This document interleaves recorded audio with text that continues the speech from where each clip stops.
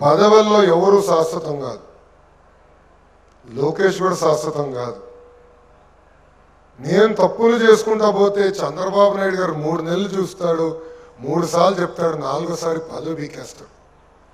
అది కూడా మనందరం గుర్తుపెట్టుకోవాలి. నేను పట్టణ పార్టీ అధ్యక్షుడిని అయిపోయా, నేను డివిజన్ అధ్యక్షుడు అయిపోయా. 2 సంవత్సరాలను ఎవడు పీకలేడు అనుకుంటే చాలా పొరపాటు పడిపోతున్నా. కార్యకర్తలు నిర్ణయిస్తారు, ప్రజలు నిర్ణయిస్తారు మనం ఎక్కడ ఉంటాము.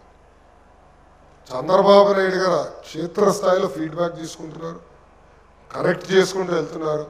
ఇది ఇక్కడ ఉందా మనందరం గుర్తుపెట్టుకోవాలని నాయకులందరికీ తెలియజేసుకుంటున్నాను. కలిసికట్టుగా పనిచేద్దాం. పదవులు ఇచ్చాం, కార్పొరేషన్ చైర్మన్ పదవులు వచ్చినాయి, ఇవ్వాల్సిన వాళ్ళు ఉన్నారు.